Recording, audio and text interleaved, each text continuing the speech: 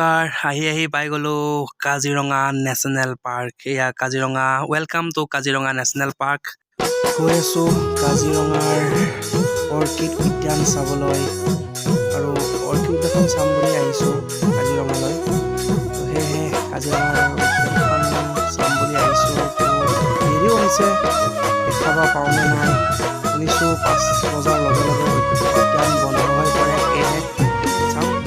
সেয়ে ভাবিলোঁ ভিডিঅ' এটা বনাওঁ আৰু আপোনালোককো দেখাওঁ বুলি কাজিৰঙাখনৰ কিছু দৃশ্য। কাজিৰঙা বৰ ধুনীয়া, একোৰেই নাই তুলনা, তাতোকৈ ধুনীয়া তুমি কেঁচা সোণৰ টুকুৰা। কাজিৰঙা বৰ ধুনীয়া, একোৰেই নাই তুলনা, তাতোকৈ ধুনীয়া তুমি কেঁচা সোণৰ টুকুৰা। দেহাৰ বৰণ ৰং চঙীয়া, মুগা চুমনীয়া, চাদৰৰে আচলখন টানি কাজিৰঙালৈ গৈ থাকিলে ৰাস্তাৰ কাষতে ধুনীয়াকৈ দেখা পায় কিছুমান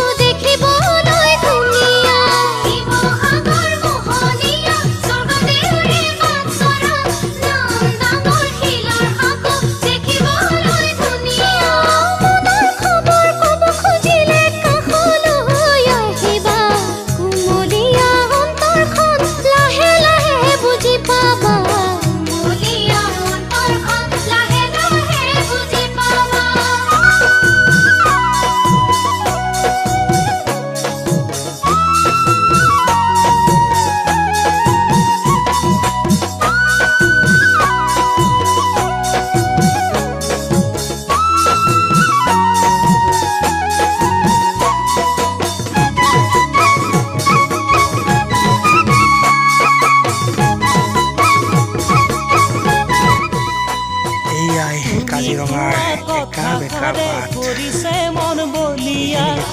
কাজিৰঙাৰ এয়াই কাজিৰঙাৰ একা বেকা বাট।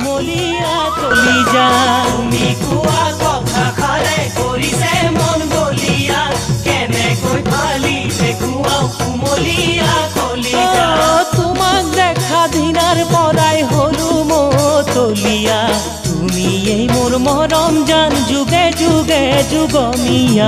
সেয়া বনৰীয়া মহ, বাফেলো কাজিৰঙাত মহ। এয়া চাওক মহ পৰা দেখা পোৱাত অলপ অসুবিধা হয়, কাৰণ গছ গছনিবোৰৰ কাৰণে, আৰু বনৰীয়া মহটো দূৰত আছে, তো ইমান স্পষ্ট নহয়। অকণমান জুমিং কৰি চাবলৈ চেষ্টা কৰিম, কিন্তু দূৰৰ পৰা মানে ৰাস্তাবোৰত অসুবিধা দেখাবলৈ, কাৰণ গছ গছনিবোৰ আছে তো আগত, আৰু গাড়ীৰ পৰা বহি বহি ভিডিঅ'টো বনাইছোঁ। এইকেইটা বনৰীয়া মহকেইটা, এইকেইটা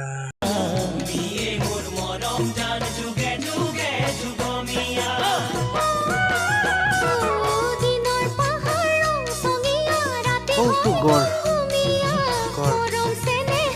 অসমৰ গৌৰৱ এশিঙীয়া গড়।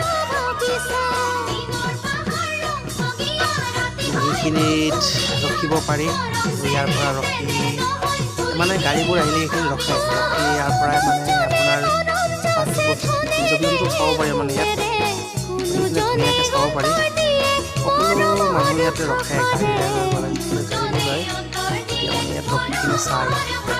ইয়াত ভিউটো ভাল হৈ আহে বাহিৰৰ পৰাই ৰাস্তাত। ইয়াত ৰখি মানুহবোৰ আছে, তাৰ পৰা চাব পাৰি, ভিডিঅ' কৰিব পাৰি। আপোনালোকক দেখাব চেষ্টা কৰিম। এইটো হৰিণা, এইটো হৰিণা, আৰু এইবোৰ দেখিছে, এইবোৰ বনৰীয়া মহ। ইমান দূৰলৈ জুমিং নহয়, বহুত দূৰত আৰু বাকীবোৰ হৰিণ।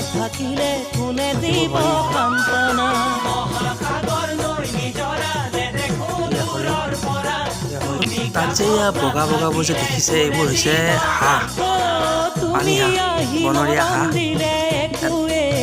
বহুত আছে ইয়াত দেখা পোৱা যায় বনৰীয়া হাঁহ। এই হাঁহবোৰে বগা বগা দেখিছে যে, এইবোৰ হাঁহ। গণেশ বাবা দেখিলেও মনটো ভাল লাগি গ'ল। এয়া গণেশ বাবা, ৰাস্তাৰে যাত্ৰা কৰিলে গণেশ বাবাক যেতিয়া দেখা যায় শুভ হয় আৰু মনটো ভাল লাগি যায়। গণেশ বাবাক দেখিলেও মনটো বহুত ভাল লাগিল।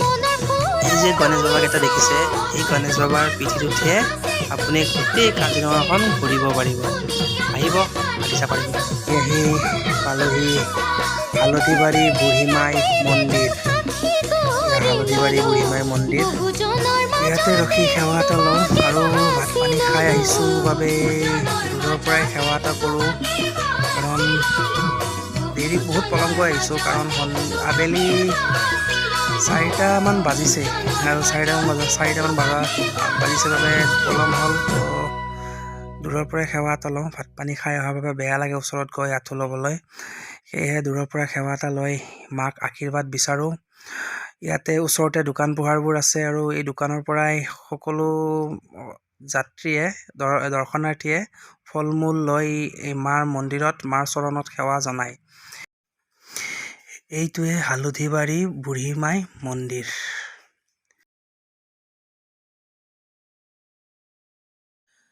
আহি পালোঁ কাজিৰঙাৰ অৰ্কিড উদ্যান। নেশ্যনেল হাইৱেৰ পৰা অকণমান সোমাই যাব লাগে অৰ্কিড উদ্যানখনলৈ গাঁৱৰ ৰাস্তাৰে। এইটো নামঘৰ আৰু ইপিনেৰে অকণমান গৈয়ে পাই কাজিৰঙাৰ অৱস্থিত কাজিৰঙা অৰ্কিড উদ্যান। ইয়াতে গাড়ীখন পাৰ্কিং প্লেচ আছে ধুনীয়া। ইয়াত গাড়ী পাৰ্কিং কৰিব পাৰি আৰু পাৰ্কিঙত 30 টকা এটা দিলে গাড়ীখন পাৰ্কিং কৰিব পাৰি ধুনীয়াকৈ। আৰু তাৰপিছতে ইফালে কাজিৰঙাৰ অৰ্কিড উদ্যান। ইয়াত টিকেট ল'ব লাগে আৰু টিকেট গৃহত গৈ টিকেট এটা লওঁ। আহিলোঁ কাজিৰঙা জাতীয় অৰ্কিড উদ্যান টিকেট ঘৰ আৰু দাদাক সুধিলোঁ টিকেটৰ দাম কিমান। দাদাই ক'লে 100 টকা। কিন্তু মনত বহুত দুখ লাগিল, কাৰণ তেতিয়ালৈকে সন্ধিয়া 5 বাজিব হৈছিল। সন্ধিয়া 5 বজাৰ লগে লগে অৰ্কিড উদ্যান বন্ধ হৈ পৰে আৰু আমি 4:30টাত গৈ পালোঁ বাবে আমি চাবলৈ নোৱাৰিলোঁ, কাৰণ যিখন উদ্যান চাবলৈ 2 ঘণ্টা সময় লাগে সেইটো আধা ঘণ্টাত চোৱাটো অসম্ভৱ। সেয়েহে ভাবিলোঁ নহ'ব। তো আপোনালোকক কওঁ, অৰ্কিড উদ্যান চাবলৈ আহিলে সোনকালে আহিব। সন্ধিয়া 5 বজাৰ লগে লগে উদ্যান বন্ধ।